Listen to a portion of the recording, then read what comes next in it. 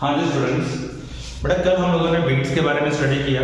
ठीक है, बीट्स क्या होती हैं, बीट कैसे बनती है, उसका मैथमेटिकल एनालिसिस भी किया, ग्राफिकल एनालिसिस भी करके देखा आपको।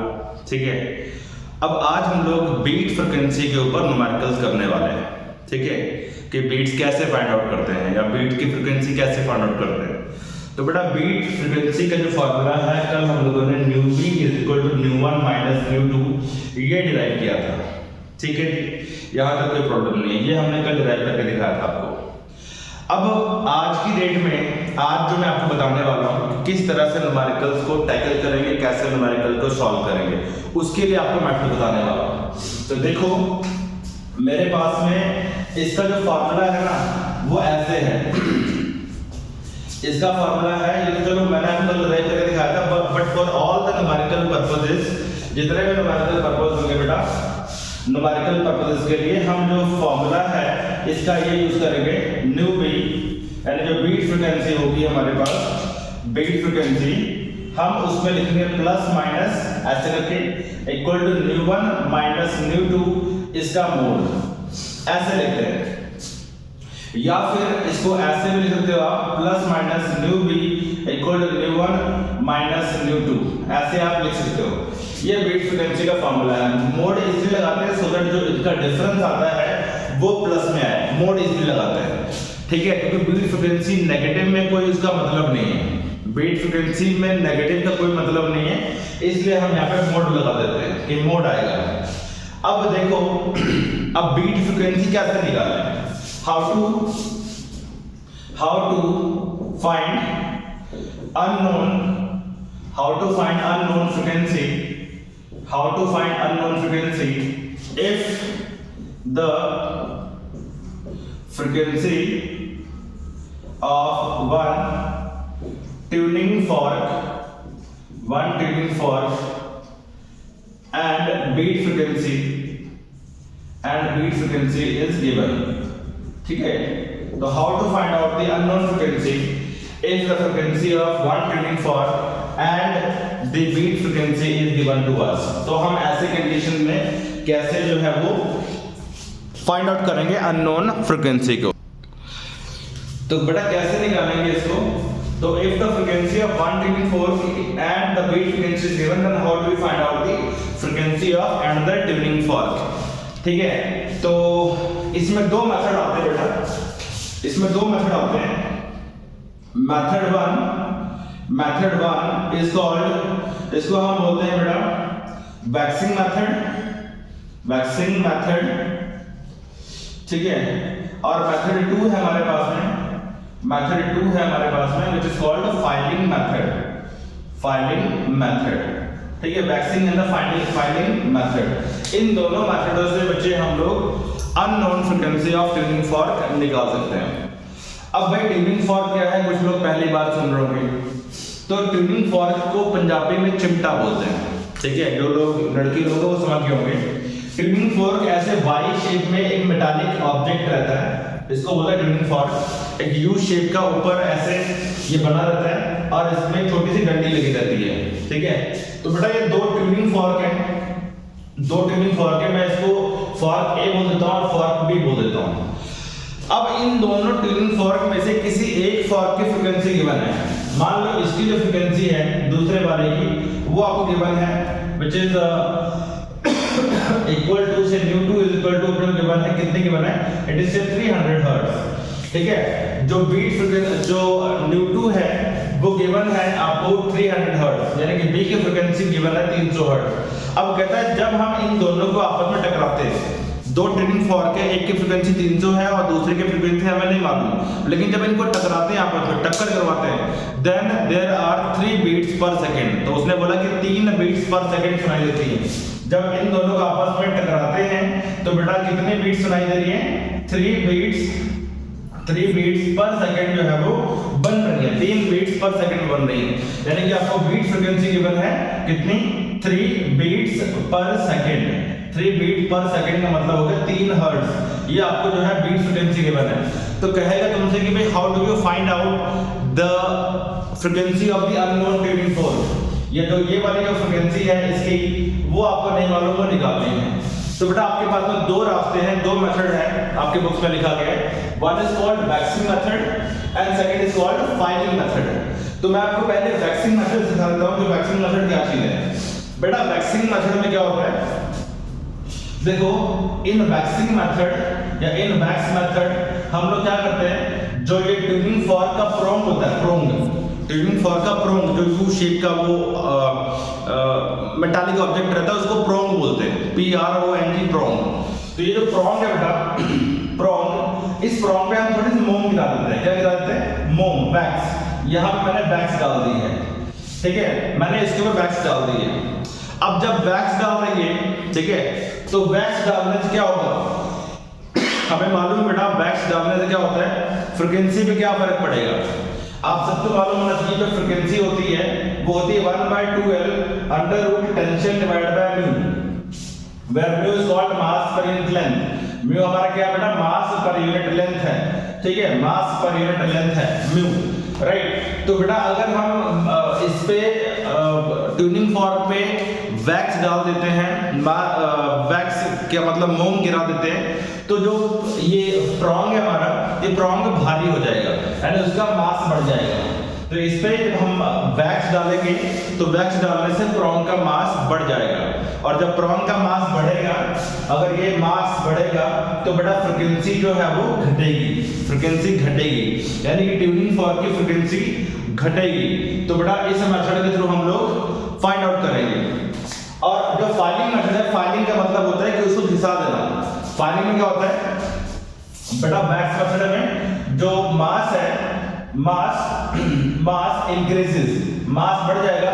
और फाइलिंग के अंदर, इन फाइलिंग मेथड, फाइलिंग में क्या होता है बेटा, हम लोग इसको इसका मास कम कर देते हैं, मास जो होता है वो डिक्रीज हो जाता है।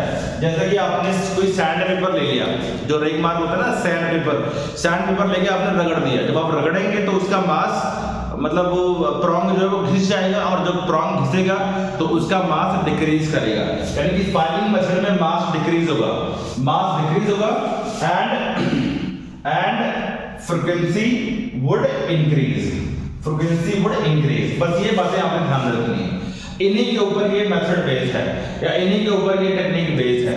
तो बेटा हमें मालूम है कि जो बीट फ्रीक्वेंसी है उसका फार्मूला क्या है, plus minus mu B is equal to mu one minus म्यू2।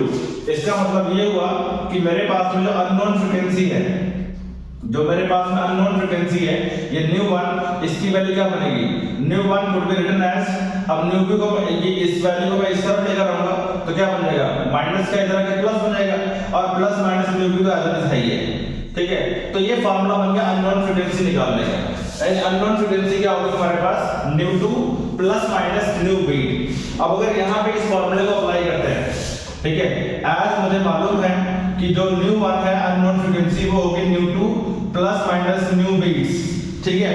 तो अब अपने पास में अगर वैल्यू पुट करता हूं मैं यहाँ पे, कितनी फ्रीक्वेंसी, 300 हर्ट्ज गिवन है अपने को, है ना। तो इस वाले फॉर्म की फ्रीक्वेंसी कितनी गिवन है आपको, 300 हर्ट्ज।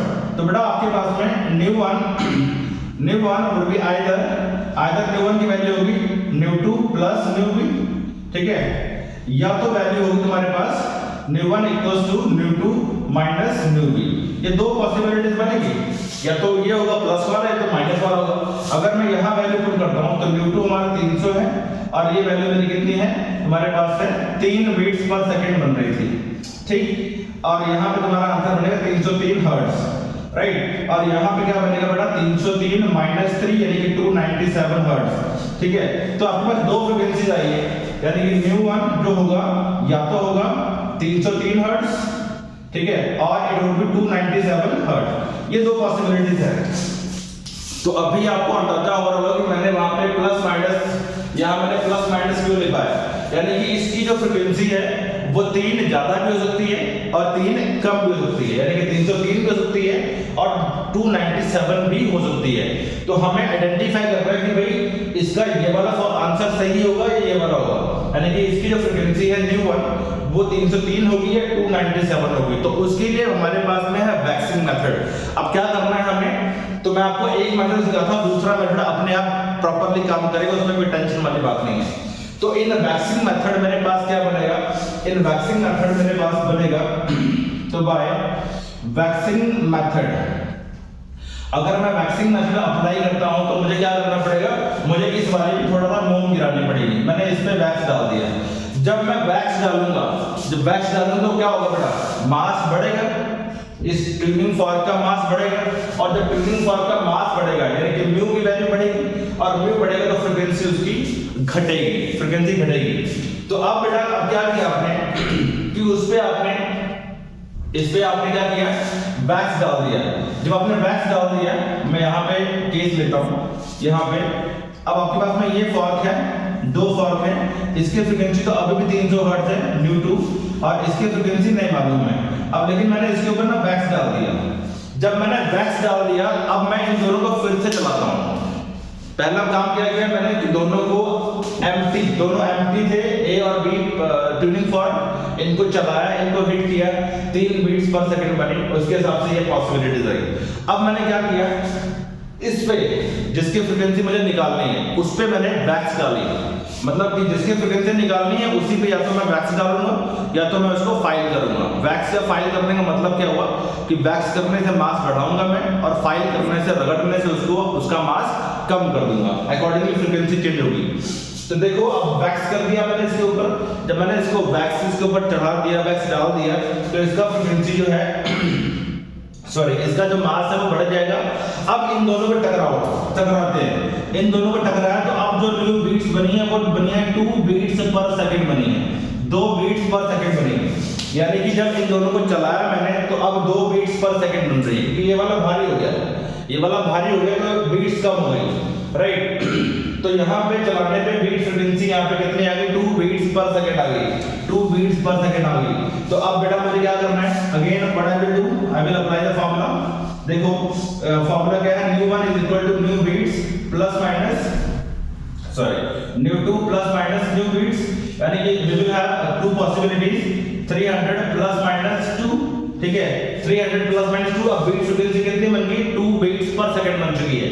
तो मैं यहाँ पे मेरे पास 2 पॉसिबिलिटीज बनेगी, एक तो बनेगी मेरे पास में 302 और एक बनेगी मेरे पास में 298 हर्ट्ज, 302 और 298 हर्ट्ज, यानी कि ν1 की वैल्यू आ रही है 302 एंड 298।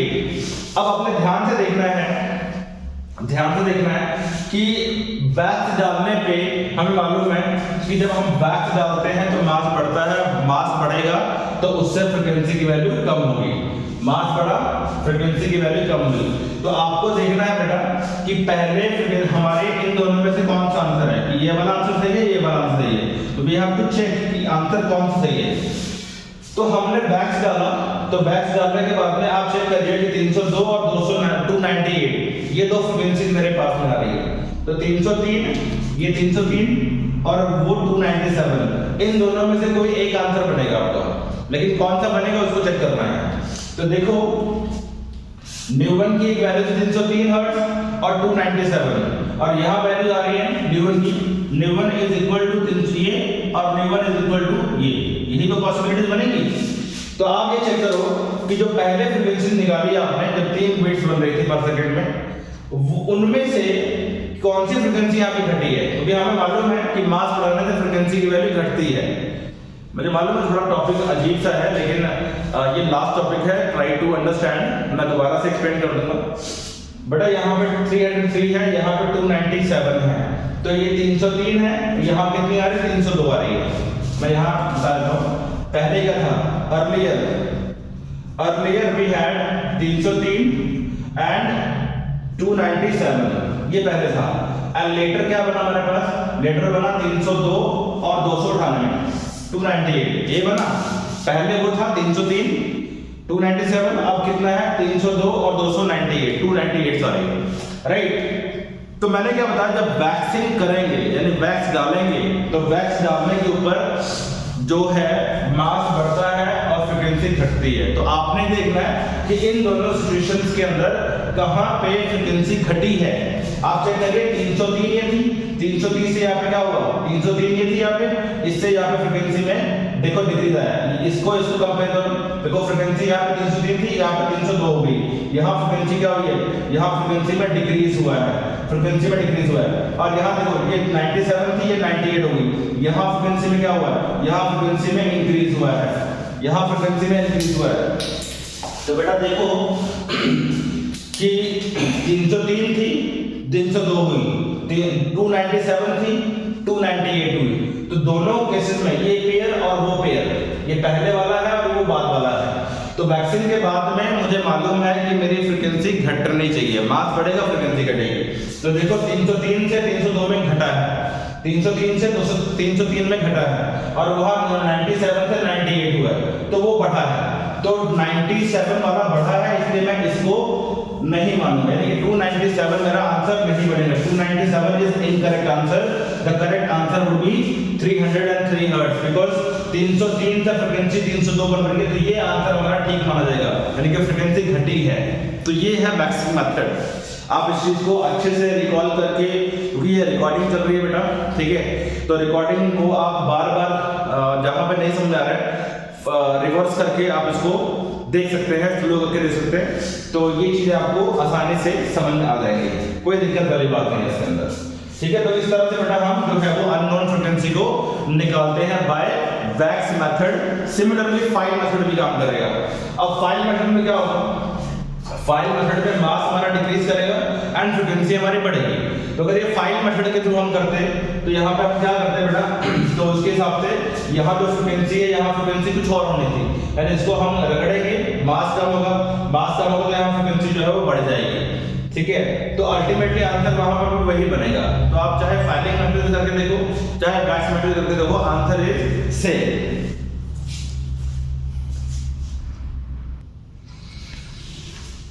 देखो भाई, अभी क्वेश्चन है हमारे पास में, कहता है कि there are 2 points, question number 1 देखो, कह रहा है कि there are 2 points on the prongs of a tuning fork B originally in unison with the fork A। मतलब क्या रहा है कि the point of the prongs of a tuning fork B is in unison with the fork A। मतलब ये कि दो tuning fork है हमारे पास, ये A है और ये tuning fork हमारे पास B है, ठीक है। तो कह रहे हैं कि इन जो पॉइंट है prongs of the tuning fork A and B, मतलब यहाँ पे कोई पॉइंट ले लो और यहाँ कोई पॉइंट ले लो, इन दोनों पॉइंट का जो फ्रीक्वेंसी है वो सेम है, फ्रीक्वेंसी इज सेम, यानी कि इन यूनिसन। यूनिसन का मतलब होता है कि इन दोनों में तालमेल है। तालमेल का मतलब है कि इन दोनों की जो फ्रीक्वेंसी है वो सेम है। तो दो points on the two tuning forks, ठीक है, A and B, they are in unison. Unison का मतलब ये हुआ कि इन दोनों का फ्रीक्वेंसी सेम है, इन दोनों का फ्रीक्वेंसी सेम है, ठीक है। दैट इज 384 हर्ट्ज, यानी कि frequency is equal to 384 hertz, ये बेटा इनकी फ्रीक्वेंसी है, एंड दे आर फाइंड, ठीक है। कह रहा है point of the prongs of a tuning fork B originally in unison with the fork A of frequency 384 hertz are filed and gives 3 beats per second when sounded with A, यानी कि वो 3 beats per second दे रहा है when sounded with A। तो beat कितनी बन रही है बेटा, 3 beats per second बन रही है, 3 beats per second बन रही है। इसका मतलब है कि 3 हर्ट्ज जो है वो बीट की फ्रीक्वेंसी आपको गिवन है, राइट। अब पूछा गया उसने कि what is the pitch of the B, यानी कि बी की पिच जो है वो निकालनी है आफ्टर फाइलिंग, फाइलिंग के बाद पिच निकालनी है। तो बेटा इसकी फ्रीक्वेंसी जो है ये बिफोर, दोनों की फ्रीक्वेंसी सेम है, यानी कि न्यू 1 और न्यू 2 दोनों सेम है, सॉरी न्यू 1 और न्यू 2 दोनों का सेम है, फ्रीक्वेंसी सेम, ठीक है। लेकिन आफ्टर फाइलिंग करने के बाद क्या हो जाएगा बच्चे, you have to find the pitch of B. बेटा याद रखना जो पिच होता है, pitch is directly proportional to frequency, pitch is directly proportional to frequency, जितना ज्यादा पिच उतना ज्यादा फ्रीक्वेंसी, या जितना ज्यादा फ्रीक्वेंसी उतना ज्यादा पिच। तो पिच निकालने को बोला मतलब कि आपको वो फ्रीक्वेंसी ही निकालने को बोल रहा है। तो after filing you have to find the frequency, ये तुम्हारे पास में फॉर्क है, ठीक है, A and B, and you have to find the pitch of B, एंड इसकी फ्रीक्वेंसी निकालनी है, न्यू डैश निकालना है आपको आफ्टर फाइलिंग।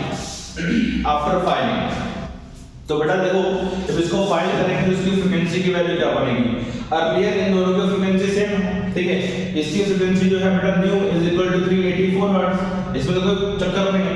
शुरुआत में दोनों ट्यूनिंग फॉर्क की फ्रीक्वेंसी सेम है, लेकिन वो कह रहा है कि जब आपने इसको B को फाइल कर दिया, तो B को फाइल करते तो B की फ्रीक्वेंसी बदलेगी, डेफिनेटली बदलेगी, और इसकी फ्रीक्वेंसी तो वही रहेगी 384 हर्ट्ज। फाइल इसको किया ना, जब इसको फाइल करेंगे तो फ्रीक्वेंसी बी की ही बदलेगी।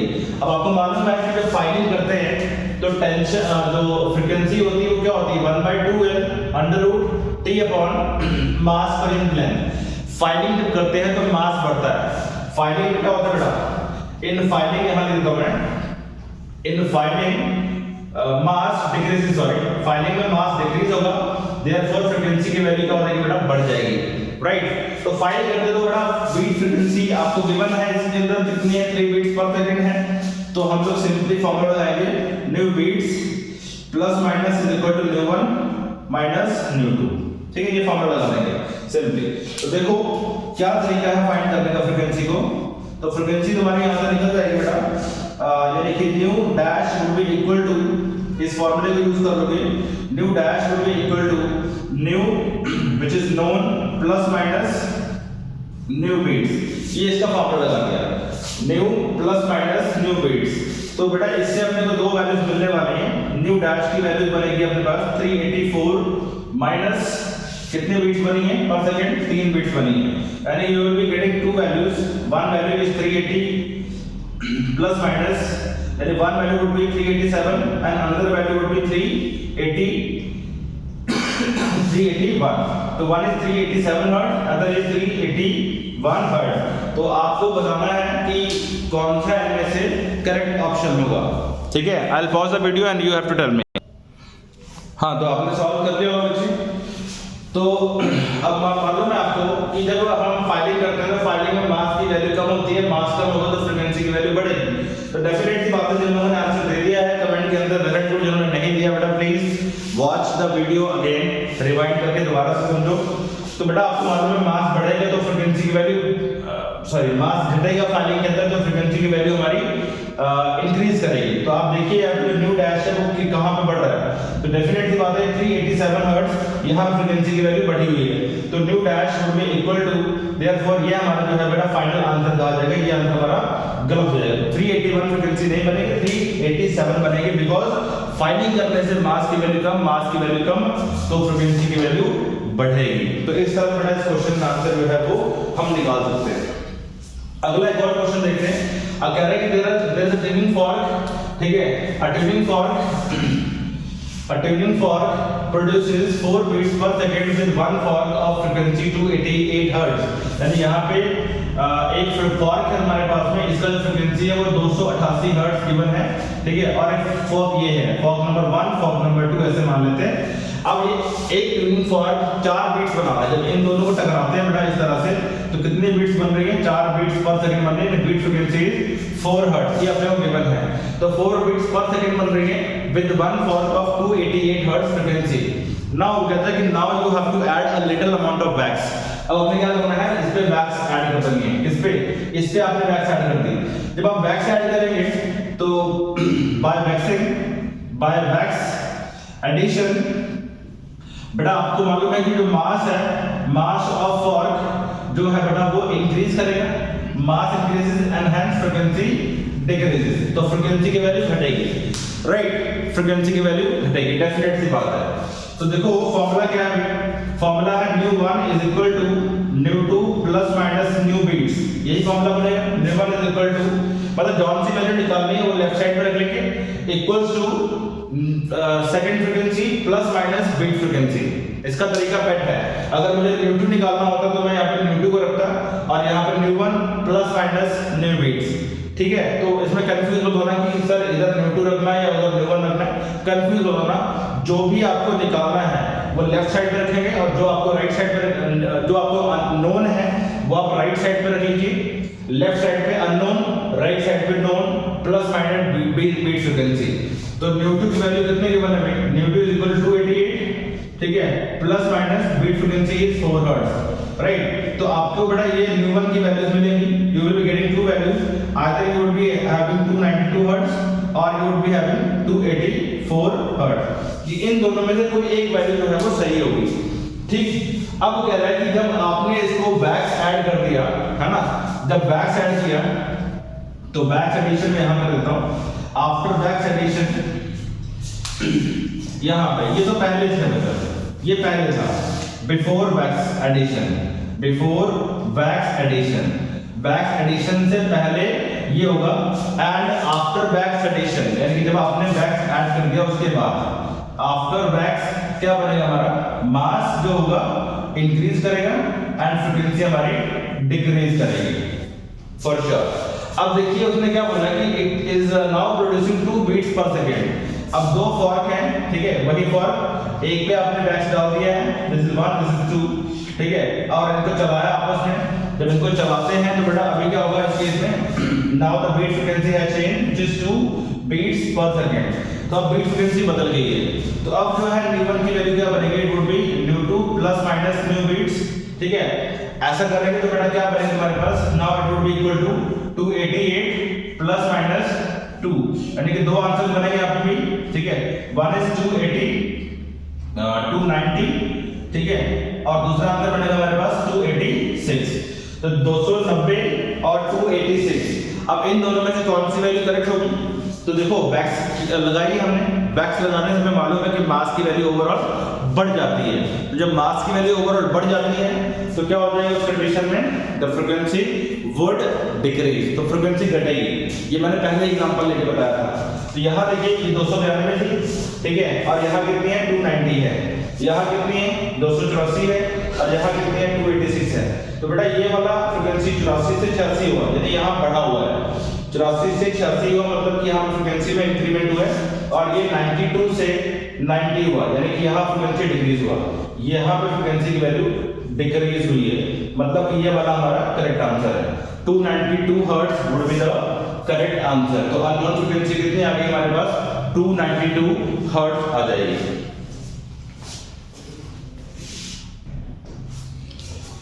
हाँ भाई देखो अभी आखिरी क्वेश्चन है, अब इसमें क्वेश्चन में लिखा हुआ है कि एक्सपेरिमेंट में, इन एन एक्सपेरिमेंट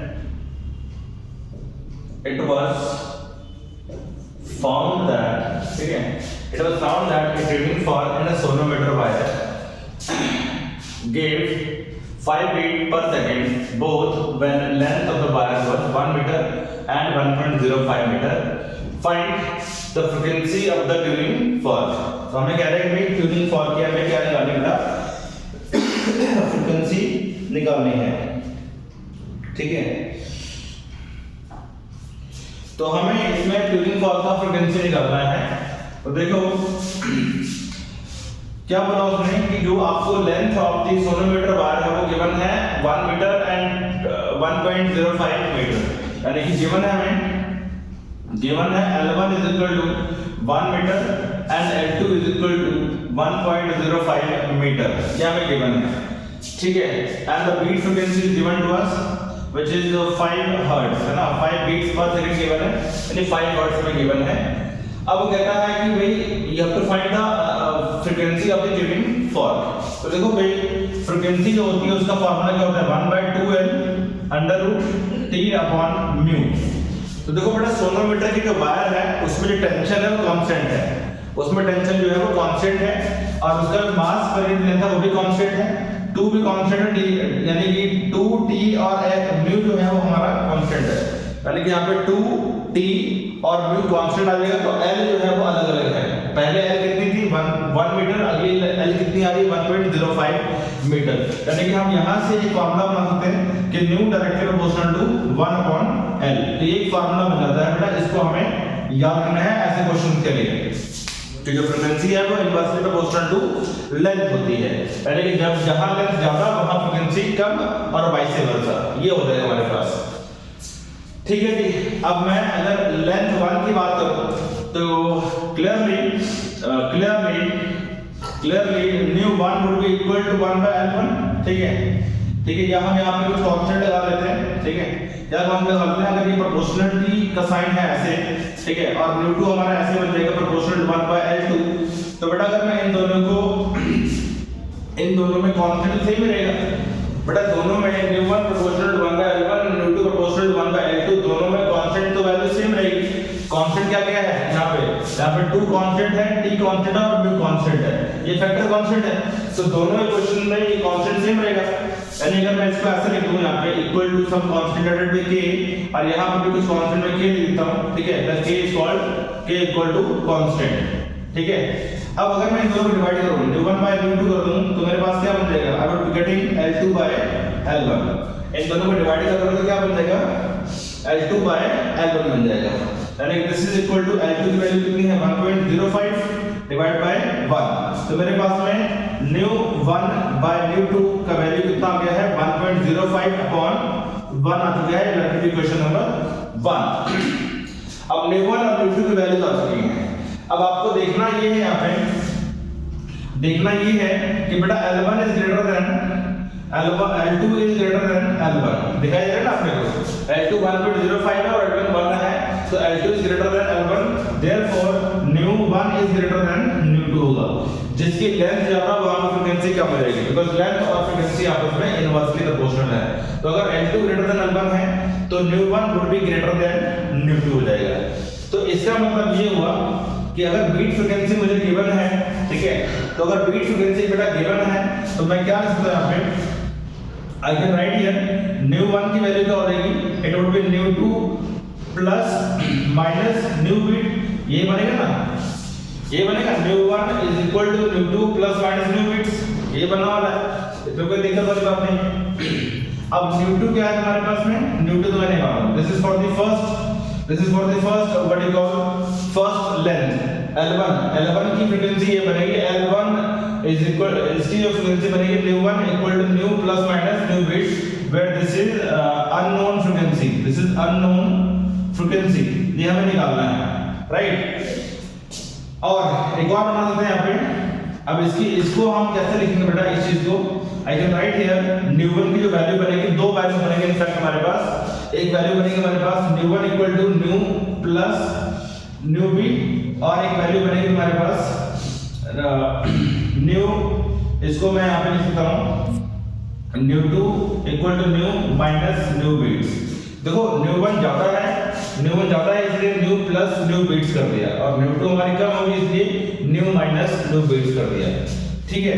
तो इसका हम लोग जनरल फॉर्मूला बना लेते हैं, इसको हम लोग जनरली न्यू डैश बोल देते हैं, ठीक है, छोड़ो nu1 और 2 का चक्कर छोड़ो। तो न्यू डैश मतलब it would be nu1 sometimes और it would be nu2 sometime. अगर nu dash is equal to, अगर ये nu dash is equal to इतना आ रहा है तो इसको हम क्या बोलेंगे, nu1 बोलेंगे, और अगर हमारे पास में न्यू डैश की वैल्यू इतनी आ रही है तो ये हमारा क्या बन जाएगा, nu2 बन जाएगा, ठीक। तो क्यों बन जाएगा, because nu1 is greater than nu2, तो ये वाली वैल्यू इससे बड़ी होनी चाहिए, इसलिए प्लस माइनस को मैंने जस्टिफाई कर दिया। अब अपने ये वैल्यू को उठाना है, यहां पुट कर देना है। तो बेटा अब व्हाट आई विल डू, अब मैं यहां वैल्यू पुट करूंगा, nu1 की वैल्यू कितनी आ गई मेरे पास, nu1 की वैल्यू आ जाएगी मेरे पास nu minus nu plus nu beats divide by nu minus nu beats equal to 1.05 upon 1, ठीक है। अब यहां पे वैल्यूज आप सॉल्व कर लीजिए, यहां पे कर दो सॉल्व, क्या बनेगा, न्यू की वैल्यू नहीं मालूम, निकालना है मेरे को, ठीक है, प्लस बीट फ्रीक्वेंसी गिवन है 5 divide by nu minus 5 equal 1.05, इसको क्रॉस मल्टीप्लाई कर दीजिए, this would be 1.05 into nu minus 5, ये कर देंगे बेटा solve, and you would be getting a result which would be equal to, ये ऐसे रखते हैं न्यू प्लस 5, और ये हमारा क्या बन जाएगा बच्चे, न्यू इनटू 1.05 माइनस 5 इनटू 1.05, ये बेटा यहाँ से आप सॉल्व करेंगे और न्यू का जो वैल्यू है आपको मिल जाएगा, which would be coming out to be 205 hertz, ये आपका आंसर आ जाएगा, ठीक है। ये रिकॉर्डिंग हो गई है बच्चे, और आप इसको रिवाइंड करके बार-बार देखो, and there are more problems in the book, और उनको ट्राई करो सॉल्व करने की।